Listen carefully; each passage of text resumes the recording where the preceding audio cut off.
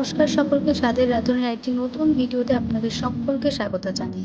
আজকে বানাবো চিংড়ি ভাপা বা ভাপা চিংড়ি। তার জন্য লাগছে চিংড়ি মাছ, ধনেপাতা, টমেটো। চিংড়ি মাছগুলোকে ভালো করে ধুয়ে তার মধ্যে দেব আদা বাটা, রসুন বাটা, লঙ্কার গুঁড়ো, জিরের গুঁড়ো, হলুদ গুঁড়ো আর সামান্য পরিমাণে নুন। এই সব মশলাগুলোকে দেওয়ার পর দিয়ে দেবো একটু বেশি পরিমাণে সর্ষের তেল, আর দেবো কালো জিরে এবং আগে থেকে টুকরো করে রাখা টমেটোগুলো। সব কিছু একটা বাটির মধ্যে দিয়ে দেওয়ার পর আগে থেকে টুকরো করে রাখা কাঁচা লঙ্কা দিয়ে ভালো করে ম্যারিনেট করে দিতে হবে। এটা একটা খুব সিম্পল রেসিপি, খুব বেশি উপকরণের প্রয়োজন হয় না। বাড়িতে যদি অল্প পরিমাণেও চিংড়ি মাছ থাকে তাহলেও সহজেই এই রেসিপিটা তৈরি করে নেওয়া যায়।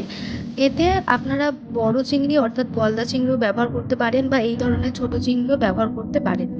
এরপরে পেঁয়াজ বাটাটা দিয়ে দেবো। পেঁয়াজ বাটাটা দিয়েও ভালো করে একটু ম্যারিনেট করে নেবেন, যাতে পুরো মশলাটা এবং চিংড়ি মাছটা একসাথে মেখে যায়। বাড়িতে যদি চট করে অতিথি চলে আসে তাহলে এইটা কিন্তু খুব তাড়াতাড়ি একটা হয়ে যাওয়া রেসিপি। এরপরে এরকম একটা স্টিলের টিফিন বক্স নিতে হবে। আপনারা যে কোনো টিফিন বক্স বা ঢাকা চাপা দেওয়া এরকম পাত্র নিতে পারেন, যেহেতু ভাপে তুলতে হবে বলে, যাতে উপরে ঢাকনাটা চাপা দিতে হবে। টিফিন বক্সের মধ্যে ম্যারিনেট করে রাখা মাছটি দিয়ে দিন এবং যেই পাত্রে মাছটি ম্যারিনেট করেছিলেন সেই পাত্র ধোয়া জলটা একটু দিয়ে দিলে টেস্ট কিন্তু আরও বেশি বৃদ্ধি পায়। এরপরে উপর থেকে সামান্য পরিমাণে সর্ষের তেল ছড়িয়ে দেবো। আগেও সর্ষের তেল দিয়েছিলাম, এটা জাস্ট ফ্লেভারটাকে এনহ্যান্স করার জন্য দিলাম।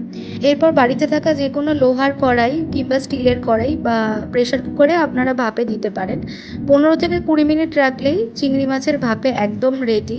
এরপর উপর দিয়ে একটু ধনেপাতা গার্নিশ করে ভাতের সাথে পরিবেশন করুন চিংড়ি মাছের ভাপে। ভিডিওটা যদি ভালো লেগে থাকে অবশ্যই লাইক, কমেন্ট, শেয়ার, সাবস্ক্রাইব করবেন।